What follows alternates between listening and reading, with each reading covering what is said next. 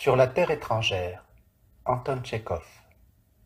Après-midi de dimanche, le pommetchik Kamyschev, assis devant une table richement servie, déjeune lentement. Un vieillard propret, bien rasé, partage son déjeuner. C'est un Français, Monsieur Champoun.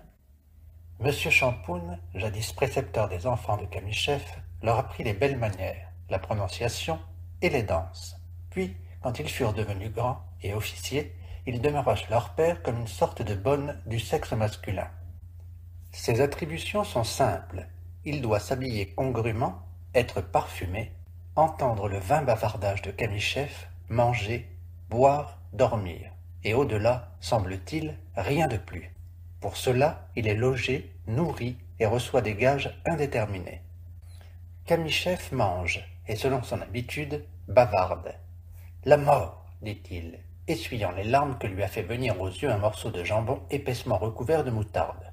Ouf, ça vous donne un coup dans la tête et dans toutes les jointures. Tenez, jamais votre moutarde française ne produirait cet effet-là quand on en mangerait tout un pot. Les uns aiment la moutarde française, les autres la russe, observe timidement Champoun.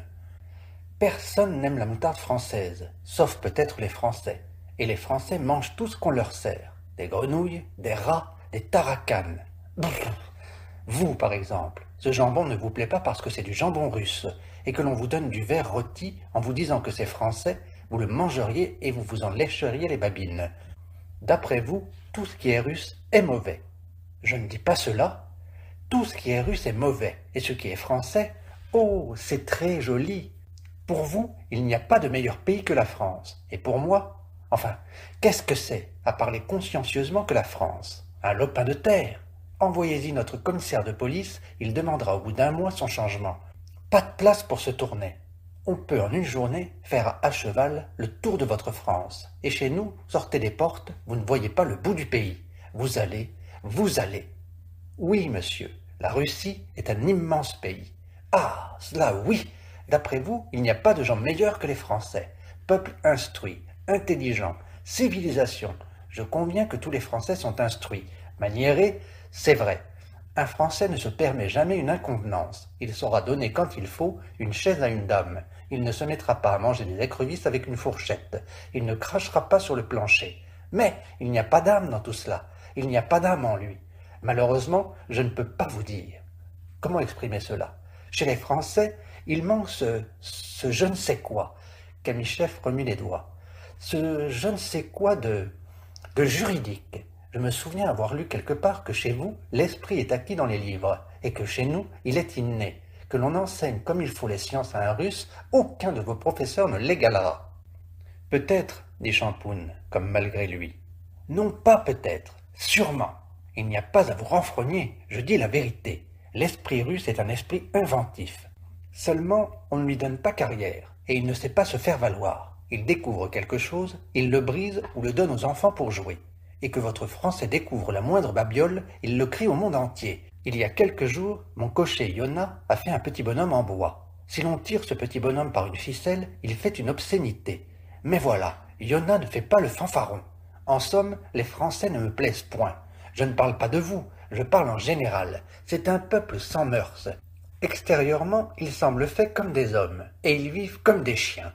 Prenons par exemple le mariage. Chez nous, quand on est marié, on est lié à sa femme. Il n'y a plus à en parler.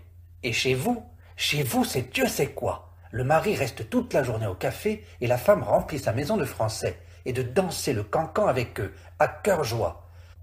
C'est faux, s'exclame Champoun qui ne peut plus se retenir et éclate. En France, le principe familial est tenu très haut. Nous le connaissons, ce principe. Vous devriez avoir honte de le défendre. Il faut être impartial. Si nous sommes des cochons, soyons-le. Grâce soit aux Allemands qu'il vous ait vaincus. Ah oui, mon Dieu, grand merci. Que Dieu les tienne en santé. En ce cas, monsieur, dit le Français, sursautant et les yeux luisants, si vous détestez les Français, je ne comprends pas pourquoi vous me retenez. Où vous mettre? Laissez-moi partir. Je rentrerai en France. Quoi? Vous laissera-t-on entrer en France maintenant? Vous savez bien que vous êtes traître à votre patrie. Chez vous, tantôt Napoléon est un grand homme, tantôt c'est Gambetta. Le diable lui-même ne s'y reconnaîtrait pas. Monsieur, dit Champoun en français, froissant et foulant sa serviette dans ses mains, Mon ennemi n'aurait pas pu trouver une insulte plus forte que celle que vous venez de me faire. Tout est fini. » Et d'un geste tragique, le Français, avec manière, rejette sa serviette sur la table et sort avec dignité. 3 heures après, on remet le couvert et les domestiques servent le dîner. Kamichev le commence tout seul. Après l'initial verre de vodka, le besoin de bavardage se réveille en lui. Il voudrait dire des balivernes et personne pour l'écouter. « Que fait Alphonse Ludovikovitch » demande-t-il au domestique. « Il est en train de faire sa malle. »« Quel nigaud, Dieu me pardonne !» Champoun, dans sa chambre, assis sur le plancher, met d'une main tremblante dans sa malle son linge, ses flacons d'odeur, ses livres de messe, des bretelles et des cravates. Toute sa convenable personne, sa malle, son lit, sa table, respire une féminine élégance. De grosses larmes tombent de ses grands yeux bleus dans sa malle. « Où allez-vous donc comme ça ?» lui demande Kamichev, après l'avoir contemplé un instant. Le Français se tait. « Vous voulez partir ?» reprend Kamichev. « Eh bien, à votre aise. Je n'ose pas vous retenir. Seulement, voilà ce qu'il y a d'intéressant. Comment vous en irez-vous sans passeport? Je vous admire. Vous savez bien que j'ai perdu votre passeport. Je l'ai fourré je ne sais où dans mes papiers. Et il est perdu. Et chez nous, sur le chapitre des passeports, on est dur.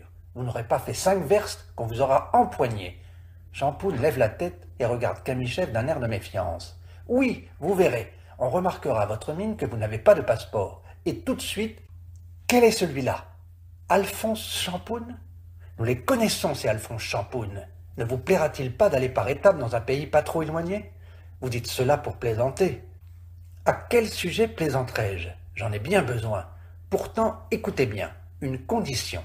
Ne prenez pas la peine, quand vous serez parti, de m'écrire des lettres et de pleurnicher. Je ne bougerai pas le doigt quand on vous fera passer, les fers aux pieds, devant moi. Champoun, sursautant, se lève et, pâle, les yeux hagards, commence à marcher dans la chambre.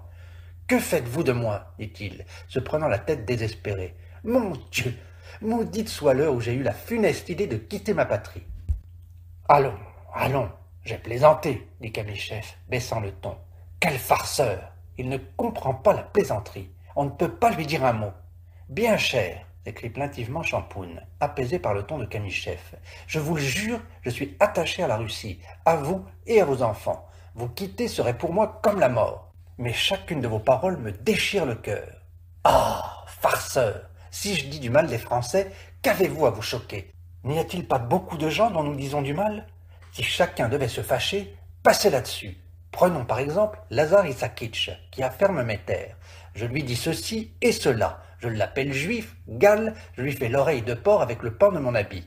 Je le prends par ses papillotes, s'offense-t-il? Mais c'est un esclave, il est prêt pour un kopek à n'importe quelle bassesse. Allons, allons, assez, allons dîner. La paix. Champoun poudre de riz sa figure pleine de larmes et se rend avec Kamichev dans la salle à manger. On mange le premier plat sans rien dire. Après le second, la même histoire recommence. Et ainsi, les souffrances de Champoun n'ont pas de fin.